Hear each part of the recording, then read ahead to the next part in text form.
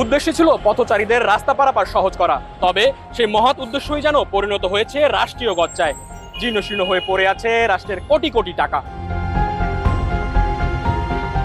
ঢাকা উত্তরে চলন্ত সিঁড়ি বা এসকেলেটর সুবিধা সহ ফুটওভার ব্রিজ আছে বেশ কয়েকটি, যার সবকটি এখন অকেজো। রাজধানীর পথচারীদের রাস্তা পারাপার নিরাপদ ও সহজ করতে 2013 থেকে 23 এই এক দশকে ধাপে ধাপে নির্মাণ করা হয়েছিল চলন্ত সিঁড়ি সহ ওভারব্রিজগুলো। কিন্তু এগুলো এখন পথচারীদের রাস্তা পারাপারে গলার কাটা হয়ে দাঁড়িয়েছে, কারণ নষ্ট এসকেলেটর ওভারব্রিজ দিয়ে রাস্তা পারাপারে ভোগান্তি সৃষ্টি করছে। কষ্ট করে উঠছি, যদি এটা চলমান থাকতো তাহলে শারীরিকভাবে আর একটু সুস্থ থাকতাম। এটাতে কষ্ট করে ওঠাতে তো আমার শারীরিক একটু প্রেশার বাড়ছে। যেহেতু দেখতে রাস্তা বন্ধ এখানে, তো এটা দিয়ে যাওয়া আসা করতে হয় আমাদেরকে।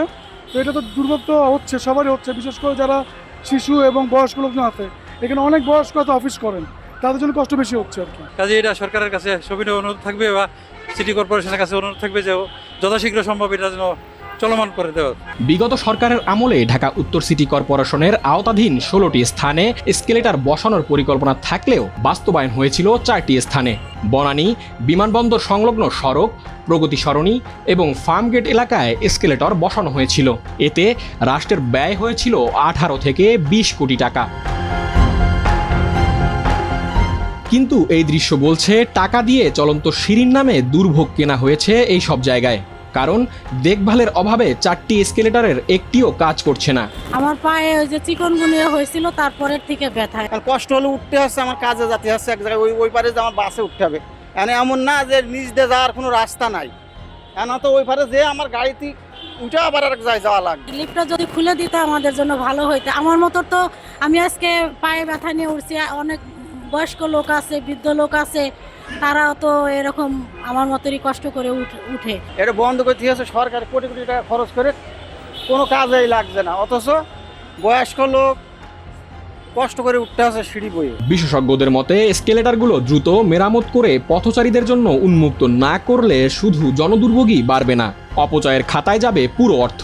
ঢাকা শহরে যে পরিমাণে ডাস্ট, এখন চলন্ত সিঁড়ি যে আপনি চালাবেন, এই ডাস্টগুলো মোটর থেকে শুরু করে বিভিন্ন যন্ত্রাংশ আছে আমাদের চলন্ত সিঁড়ির, সেখানে গিয়ে এই যে মেকানিক্যাল একটা সমস্যা তৈরি করবে বা যান্ত্রিক সমস্যা তৈরি করবে, এটা নিয়ে কেউ ভেবেছে বলে আমার মনে হয় না। সমাধানটা হচ্ছে আমাদের এই ধরনের প্রকল্প নেওয়ার আগে আমাদের ভালো মতন ভাবতে হবে যে আমরা এটা আসলেও চালাতে পারবো কিনা, আমাদের আবহাওয়ার উপযোগী কিনা, এবং একই সাথে শুধুমাত্র অবকাঠামো নির্মাণের বরাদ্দ থাকলে হবে না, সরকারকে ভাবতে হবে এই যে আমার চলন্ত সিঁড়ি এটা যে চালু রাখতে হবে, এখানে বৈদ্যুতিক যে আমার চাহিদা, এটার যে আসলে পিছনে ব্যয় হবে, সেই রক্ষণাবেক্ষণের জন্য আমার একটা বাজেট কিন্তু বরাদ্দ থাকতে হবে।